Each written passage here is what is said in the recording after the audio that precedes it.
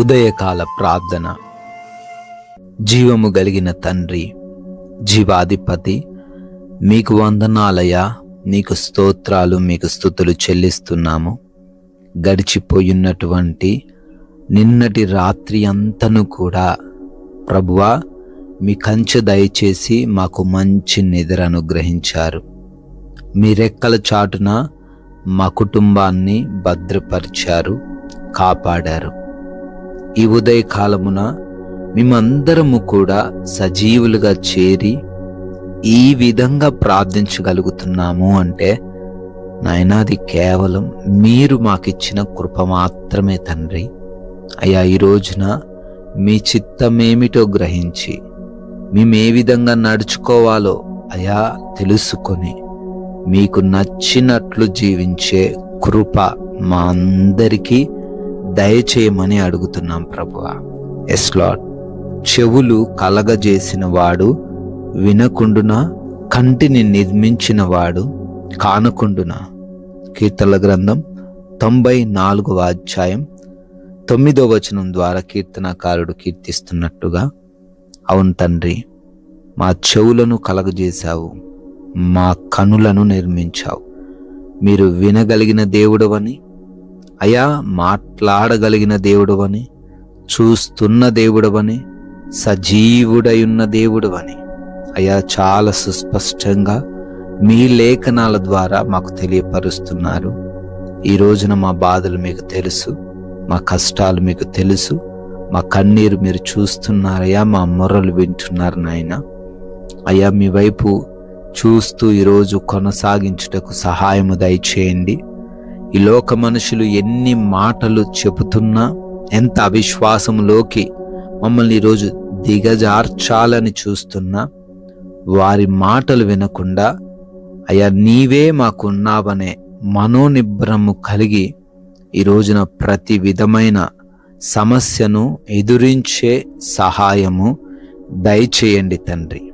ఈ ఉదయకాలమున ప్రార్థనలో ఉంటున్న ప్రతి బిడ్డను పేరు పేరున ఆశీర్వదించి దీవించమని, వారి తలంపులు, వారి ఆలోచనలు, వారి ప్రణాళికలు అన్నిటినీ సఫలపరచమని నాయన బ్రతిమాలుకుంటున్నాము.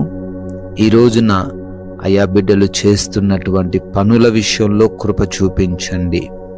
అయా వారి పనులకు ఆటంకంగా అడ్డుగా ఉన్న ప్రతి వాటిని వారి నుంచి తొలగించండి. అయా నూరింతల ప్రతిఫలముతో ప్రతి బిడ్డను నింపండి తండ్రి. ఆగిపోయి ఉన్న ప్రతి కార్యము అయా మీ కృపను బట్టి మరల ప్రారంభించబడుటకు సహాయము దయచేయండి. నూతనమైన కార్యములలో కూడా మీరే దీవెనలను అనుగ్రహించండి తండ్రి. అదే రీతిన అడుగుతున్నాము తండ్రి, ప్రయాణాలలో కూడా మీ సహాయము దయచేయండి నాయనా. మా వాహనాన్ని, మేము వెళుతున్న మార్గాలను మీ చేతికి అప్పగిస్తున్నాము. ఎంత క్షేమముగా అయితే బిడ్డలు వెళుతూ ఉన్నారో అదే క్షేమముతో మరలా గృహాలకు, గమ్యస్థానాలకు చేరడానికి సహాయము దయచేయండి. ఏ దుష్టుడి కన్ను బిడ్డ పైన పడకుండా కాపాడండి, రక్షించండి తండ్రి. అయా గృహములలో ఒంటరిగా ఉంటున్నారు, వారందరికీ మీ కాపుదల అనుగ్రహించండి ప్రభువా. ఏ దుష్టుడి కన్ను వారిపైన పడకుండా సహాయము దయచేయండి నాయనా. మీరిచ్చిన ఈ సమయాన్ని వ్యర్థమైన వాటికి మేము ఉపయోగించకుండా అయా మీలో ఎదుగుటకు మా సమయాన్ని వాడుకునే కృప చూపించండి తండ్రి. ఎగ్జామ్స్కి, ఇంటర్వ్యూస్కి ప్రిపేర్ అవుతున్నారు, వెళుతూ ఉన్నారు. ఈరోజు వారు క్వాలిఫై అవ్వి, సెలెక్ట్ అవ్వి మీకు సాక్షులుగా నిలబడే సహాయము దయచేయండి నాయన. అదేవిధంగా ఆపరేషన్స్ విషయంలో సహాయము చూపించండి. డెలివరీస్లో మీ సహాయము దయచేయండి. రిపోర్ట్స్, చెకప్స్ అన్నీ కూడా వారికి అనుకూలముగా తండ్రి మార్చండి ప్రభువా. ఏ బిడ్డ కూడా ఆకలి బాధలతో అలమటించకుండా మంచి భోజనము దయచేయండి. అనారోగ్య సమస్యలు కలిగి లేకుండా ప్రతి బిడ్డకు మీ సహాయము దయచేయండి.